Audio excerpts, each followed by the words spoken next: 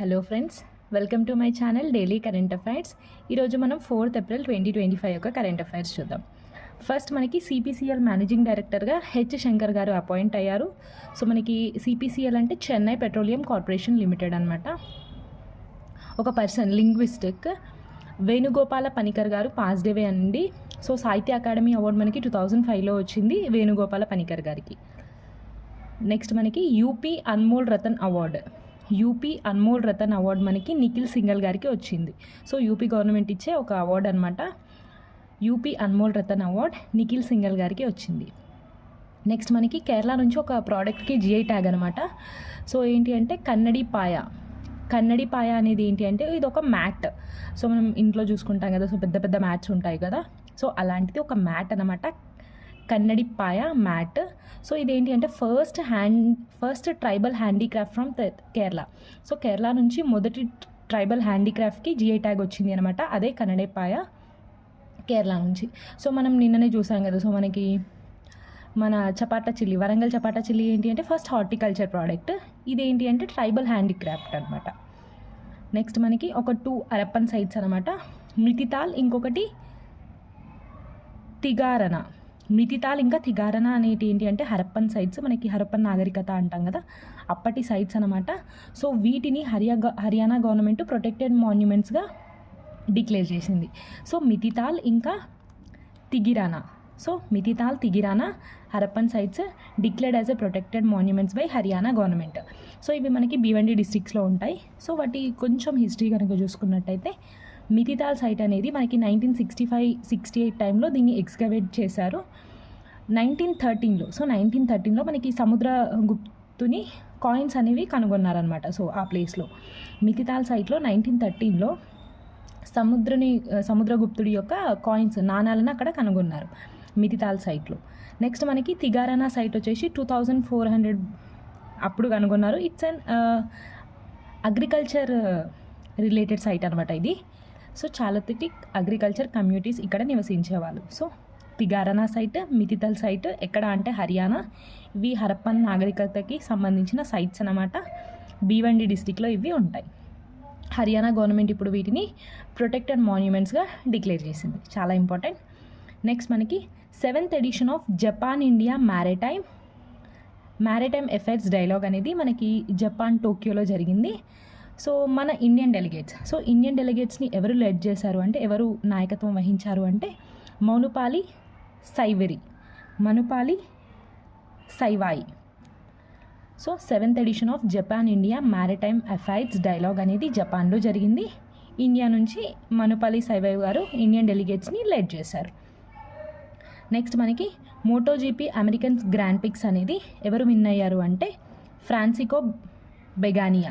Francisco Bagnaia won MotoGP American Grand Prix. Next మనకి Aditya Birla memorial polo cup అనమాట. So Aditya Birla memorial polo cup 2025 అనేది ఎవరు win అయ్యారు అంటే Rajnigandha achievers. So Rajnigandha achievers win Aditya Birla memorial polo cup 2025. ఇది మనకి ఢిల్లీలో జరిగింది. ఈ ఆదిత్య బిర్లా టోర్నమెంట్ అనేది మనకి 2018లో స్టార్ట్ అయింది. ఈసారి విన్నర్స్ మాత్రం రజనీగంధా అచీవర్స్ అనమాట, రజనీగంధా అచీవర్స్. నెక్స్ట్ మనకి EACPM, so economic advisory council of prime minister. So దీనికి ఒక ఫుల్ టైం మెంబర్గా సంజయ్ కుమార్ మిశ్రా గారు అపాయింట్ అయ్యారు. So Sanjay Kumar Mishra as a full time member of EACPM, economic advisory council of prime minister. So మనకి EACPMకి చైర్మన్గా ఎవరు ఉన్నారు అంటే సుమన్ బేరీ గారు. So vice chairman of NITI Aayog. So NITI ఆయోగ్కి vice chairman కూడా సుమన్ బేరీ గారే. ఇప్పుడు అదనపు బాధ్యతలను మనకి EACPMకి ఇచ్చారనమాట. సో సుమన్ బేరీ యాజ్ ఏ చైర్మన్గా ఉన్నారు. EACPMకి సంజయ్ కుమార్ మిశ్రా గారు ఫుల్ టైం మెంబర్గా అపాయింట్ అయ్యారు. నెక్స్ట్ మనకి మోసిన్ నక్వీ గారు appointed as a president of Asian cricket council. So motion Naqvi గారు ఏషియన్ క్రికెట్ కౌన్సిల్కి ప్రెసిడెంట్గా అపాయింట్ అయ్యారు. సో మనకి థామస్ కుక్కి బ్రాండ్ అంబాసిడర్గా మనకి కార్తిక్ ఆర్యన్ గారు అపాయింట్ అయ్యారు. So Bollywood actor Kartik Aaryan appointed as Thomas Cook brand ambassador. Next మనకి cabinet. So cabinet approves vibrant villages programme 2 అనమాట. So phase 2 ఇది. Cabinet approves vibrant villages programme 2 for the financial years of 2024-25 నుంచి 28-29 వరకు. అంటే ఇది 5 years ప్రోగ్రామ్ అనమాట. 100% central funding scheme అనమాట. So సెంటరే మొత్తం దీనికి అమౌంట్ ఖర్చు పెడుతుంది, స్టేట్స్ ఏమి షేర్ చేసుకోవు. So vibrant villages programme phase 2 24-25 నుంచి 28-29 వరకు ఇది అమల్లో ఉంటుంది. ఎన్ని కోట్లతో అంటే 6,839 crores తోటి క్యాబినెట్ వైబ్రెంట్ విలేజెస్ ప్రోగ్రామ్కి అనుమతి ఇచ్చింది. నెక్స్ట్ మనకి అస్సాం గవర్నమెంట్ మహిళల ఎంటర్ప్రినర్షిప్, సో మహిళలో బిజినెస్ లక్షణాలని పెంచడానికి అస్సాం గవర్నమెంట్ ముఖ్యమంత్రి మహిళా ఉద్యమిత అభియాన్ని లాంచ్ చేసింది. సో ఇదేంటి అంటే ఉమెన్స్ ఎంటర్ప్రినర్ సపోర్ట్ స్కీమ్ అనమాట. IDFC. So IDFC becomes first bank authorised by central pension accounting finance for pension disbursement. So మనకి రిటైర్డ్ పీపుల్స్కి పెన్షన్స్ ఇస్తారు కదా. సో మనకి ఏ సెంట్రల్ గవర్నమెంట్ ఎంప్లాయీ అయినా అమౌంట్ పెన్షన్స్ అనేవి వస్తాయి కదా. సో వాటిని డిస్క్లోజ్ అంటే వాటిని రిలీజ్ చేయడానికి ఐడిఎఫ్సికి అనుమతులు లభించాయన్నమాట. ఇది ఫస్ట్ బ్యాంక్ అనమాట. సో ఇదేం చేస్తుంది అంటే this allow IDFC to disburse pensions to central government pensioners. ఎవరైతే రిటైర్డ్ సెంట్రల్ గవర్నమెంట్ ఎంప్లాయీస్ ఉంటారో వాళ్ళకి ఇది పెన్షన్స్ని డిస్ట్రిబ్యూట్ చేస్తుంది on behalf of the government. So bank ఉండాలి కదా. సో మనకి సెంట్రల్ గవర్నమెంట్ డైరెక్ట్గా ఇవ్వలేదు కదా అమౌంట్. సో ఐడిఎఫ్సి ద్వారా పెన్షన్ని డిస్ట్రిబ్యూట్ చేస్తుంది పెన్షనర్స్కి. సో ఐడిఎఫ్సి బ్యాంక్ చాలా ఇంపార్టెంట్. నెక్స్ట్ మనకి Bandhan bank. Bandhan bank MoU with Indian air force to offer salary accounts. So మనకి బంధన్ బ్యాంక్ ఇండియన్ ఎయిర్ ఫోర్స్తో ఒప్పందం కుదుర్చుకుంది. ఎందుకు అంటే శౌర్య శాలరీ అకౌంట్స్ని ఇవ్వడానికి. సో శౌర్య శాలరీ అకౌంట్స్ దేనికి సంబంధించింది అంటే ఇండియన్ ఎయిర్ ఫోర్స్ ఎవరైతే పనిచేస్తారో వాళ్ళకి అకౌంట్స్ అనేది బంధన్ బ్యాంక్ ప్రొవైడ్ చేస్తుంది. నెక్స్ట్ మనకి Bangladesh assumes chairmanship for BIMSTEC next 2 years. So మనకి నిన్ననే చూసాం 6th బిమ్స్టిక్ మీటింగ్ అనేది మనకి బ్యాంకాక్ థాయిలాండ్లో జరిగింది. మన పిఎం మోడీ గారు కూడా వెళ్ళారు.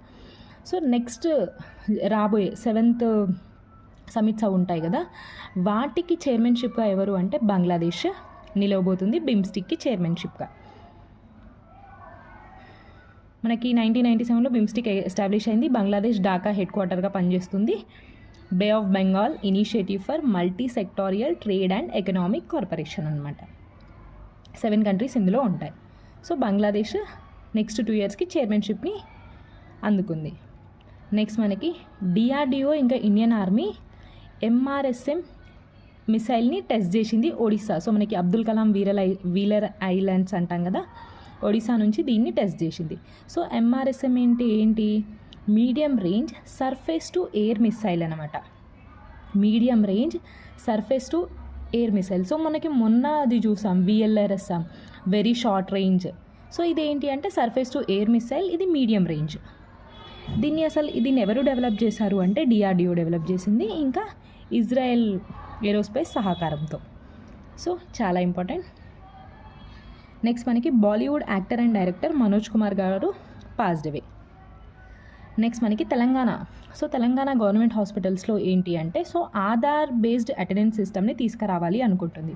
సో మనకి మనం చూస్తున్నాము, సో గవర్నమెంట్ ఎంప్లాయీస్ కానీ సో కొంచెం లేట్ వస్తారు టైంకి రాకుండా. సో దానికి అడ్డుకట్ట వేయడానికి హాస్పిటల్స్లో ఆధార్ బేస్డ్ అటెండెన్స్ సిస్టమ్ని తెలంగాణ గవర్నమెంట్ తీసుకురావాలంటుంది. సో దీన్ని పైలట్ ప్రాజెక్ట్గా మన కరీంనగర్లో స్టార్ట్ చేసింది. సో పైలట్ ప్రాజెక్ట్గా కరీంనగర్లో స్టార్ట్ చేశారు. నెక్స్ట్ మనకి cyber commands training programme. Cyber commands training programme అనేది ఐఐటి మద్రాస్ వాళ్ళు కండక్ట్ చేశారు 6 months పీరియడ్. సో మనకి ఏంటిది cyber commands training programme conducted by IIT Madras for 6 months. So మనకి సైబర్ అటాక్స్ పైన అవేర్నెస్ తీసుకురావడానికి ఇది ఒక ట్రైనింగ్ ప్రోగ్రామ్ అనమాట. ఐఐటి మద్రాస్ వాళ్ళు దీన్ని నిర్వహించారు ఫర్ 6 months. సో మనకి టోటల్ యూపీఐ ట్రాన్సాక్షన్, సో మనకి ఫైనాన్షియల్ ఇయర్ అయిపోయింది 24-25. సో అందులో ఎంత యూపీఐ లావాదేవీలు జరిగాయి, సో ఎంత అంటే 260.56 trillion అనమాట. సో ఇది 30% ఇంక్రీజ్ అనేది నమోదు చేసింది. అదే మార్చ్లో అయితే 24.77 lakh crore యూపీఐ ట్రాన్సాక్షన్స్ అనేవి జరిగాయి. సో ఈ నెంబర్ మనకి చాలా ఇంపార్టెంట్, 260.56 trillion. నెక్స్ట్ మనకి భద్రేశ్వర్ దాస్ స్వామి ఒక సాంస్క్రిట్ స్కాలర్ అనమాట అయినా. సో సరస్వతి సమ్మాన్ అవార్డ్ అనేది వచ్చింది. So Bhadreshwar Das Swami got Saraswati Samman award. So మనకి అవార్డ్స్ సెక్షన్లో ఇది చాలా ఇంపార్టెంట్. మనకి వ్యాస్ సమ్మాన్ అని ఉంటుంది, సరస్వతి సమ్మాన్ అని ఉంటుంది. సో ఇలాంటివి చాలా ఇంపార్టెంట్. ఇప్పుడు సరస్వతి సమ్మాన్ ఎవరికి వచ్చింది అంటే భద్రేశ్వర్ స్వామి గారికి. ఈయన ఒక సాంస్క్రిట్ స్కాలర్ అనమాట. ఎవరిస్తారు అసలు ఈ సరస్వతి సమ్మాన్ అవార్డ్ అంటే కేకే బిర్లా ఫౌండేషన్ వాళ్ళు ఈ అవార్డ్ని ఇస్తారనమాట. నెక్స్ట్ మనకి గ్లోబల్ క్యాపబిలిటీ సెంటర్స్ అంటాం కదా. సో ఈ global capability centre of Cognizant. So Cognizant యొక్క గ్లోబల్ క్యాపబిలిటీ సెంటర్కి హెడ్గా మన తెలంగాణ నుంచి శైలజా జోష్వాలా గారిని అపాయింట్ చేశారు. సో కాగ్నిజెంట్ యొక్క జీసీసీకి హెడ్గా శైలజా జోషిలా గారిని అపాయింట్ చేశారు. మన తెలంగాణకి చెందిన పర్సన్ అనమాట. So important. So national highway authority of India. So financial year అయిపోయింది కదా. సో ఎన్ని కిలోమీటర్స్ హైవేస్ని నిర్మించింది అంటే 5640 కిలోమీటర్స్ ఆఫ్ హైవేస్ని కంప్లీట్ చేసింది NHAI. నెక్స్ట్ మనకి IAECTA. So India Australia economic corporation and trade agreement అనమాట. సో ఇది 2022లో దీన్ని సైన్ చేశారు. సో 2022లో సైన్ చేస్తే సో ఇప్పుడు 3rd యానివర్సరీ అనేది జరుపుకుంటున్నారు అనమాట. So India Australia economic corporation and trade agreement. So మనకి ట్రేడ్ ఇరు దేశాల మధ్య వాణిజ్యం బాగా జరిగే విధంగా ఈ అగ్రిమెంట్ అనేది తోడ్పడుతుంది. So IAECTA economic corporation and trade agreement celebrates 3rd anniversary. ఎప్పుడు సైన్ అయింది అంటే 2022లో. సో మనకి నిన్న చూసాం కదా. సో లోక్సభ మనకి వర్క్స్ బిల్ని పాస్ చేసింది. So Lok Sabha passes works amendment bill 2025. So ఇది దేన్ని అమెండ్ చేస్తుంది అంటే వర్క్స్ యాక్ట్ ఉంటుంది కదా 1995. ఇందులో కీ పాయింట్స్. సో ఏమేమి చేంజెస్ తీసుకొచ్చారు. సో ఈ వర్క్స్ యాక్ట్కి ఇప్పుడున్న దానికి ఏమేమి తీసుకొచ్చారు చేంజెస్ అంటే చూద్దాం. ఫస్ట్ మనకి అసలు వర్క్స్ అంటే ఏంటిది? ఏదైనా ల్యాండ్ కంప్లీట్, సో ఏదైనా ప్రాపర్టీని కంప్లీట్గా డొనేట్ చేస్తే దాన్ని వర్క్స్ ప్రాపర్టీ కిందికి తీసుకొస్తారు. సో లైక్ రిలీజియస్గా కానీ చారిటబుల్గా కానీ సో ఏదైనా ప్రాపర్టీని డొనేట్ చేస్తే అది వర్క్స్ ప్రాపర్టీ అవుతుంది. సో ఇందులో కొన్ని రూల్స్ అండ్ రెగ్యులేషన్స్ని తీసుకొచ్చారు. అవి ఏంటియో చూద్దాం. All works must registers details of property. So ఏదైతే ప్రాపర్టీని డొనేట్ చేస్తున్నారో సో కంప్లీట్గా డొనేట్ చేస్తేనే అది వర్క్స్ ప్రాపర్టీ. సో ఏదైతే డొనేట్ చేస్తున్నారో ఆ డొనేట్ చేసిన ప్రాపర్టీ యొక్క డీటెయిల్స్ తప్పకుండా రిజిస్టర్ చేయాలి. Next union minister in charge of works so is the X official chairman of central works council. So మనకి వర్క్స్ బోర్డ్స్ ఉంటాయి, వర్క్స్ కౌన్సిల్స్ ఉంటాయి కదా. సో సెంట్రల్ వర్క్స్ కౌన్సిల్కి ఎవరు హెడ్ ఉంటారు అంటే union minister in charge of works X official చైర్మన్గా ఉంటారు అనమాట. సో ఎవరైతే నాన్ ముస్లిమ్స్ సో ఫస్ట్ ఎట్లా ఉండే అంటే ఓన్లీ ముస్లిం మెంబర్స్ మాత్రమే వర్క్స్ బోర్డ్లో మెంబర్స్గా ఉండేవాళ్ళు. సో ఇప్పుడు దాన్ని అమెండ్ చేసి నాన్ ముస్లిమ్స్ కూడా వర్క్స్ బోర్డ్లో మెంబర్స్గా ఉండొచ్చు అని చెప్పింది. దాంతోపాటు ఒక ప్రాపర్టీని సో మనం ఈ వర్క్స్కి ప్రాపర్టీని డొనేట్ చేయాలి అనుకుంటున్నారు ఎవరైనా ముస్లిమ్స్. సో వాళ్ళు ఏంటి అంటే వాళ్ళ ప్రాపర్టీని డొనేట్ చేయాలి అంటే అట్లీస్ట్ వాళ్ళు 5 years ముస్లిం ప్రాక్టీషనర్గా ఉండాలి అనమాట. So to donate property of works 5 years ప్రాక్టీసింగ్గా ముస్లిం అనేది ఉండాలి. దాంతోపాటు ఇందులో మనకి ఎప్పుడైతే వారసులు ఎవరు లేరో ఆ ప్రాపర్టీ అనేది వర్క్స్కి చెందేది. సో కాకపోతే ఇప్పుడు ఏం చేస్తుంది అంటే వారసులు లేకపోతే ఏంటింది, వారసురాళ్ళు ఉంటారు కదా, సో వాళ్ళ కూతుర్లు వాళ్ళు ఉంటారు కదా, సో వాళ్ళకి కూడా ప్రాపర్టీ రైట్స్ అనేది ఈ వర్క్స్ బిల్లో తీసుకొచ్చారు. దాంతోపాటు ముందేమయ్యేది అంటే వర్క్స్ ట్రిబ్యునల్ ఇచ్చిన డెసిషన్స్ పైన మనం ఏ కోర్టులో కూడా క్వశ్చన్ చేయలేకపోయే వాళ్ళం. సో ఆ డిసిషన్ ఇచ్చేస్తే అదే ఫైనల్ అనమాట. సో దాన్ని ఎక్కడ వేరే న్యాయస్థానాల్లో మనం క్వశ్చన్ చేయలేకపోయాం. సో కానీ ఇక్కడ మాత్రం వర్క్స్ ట్రిబ్యునల్ ఇచ్చే తీర్పుల పైన మనం హైకోర్టుకి వెళ్ళొచ్చు. సో పైన కోర్ట్స్లో మనం దీనిపైన ఆర్గ్యూ చేయొచ్చు.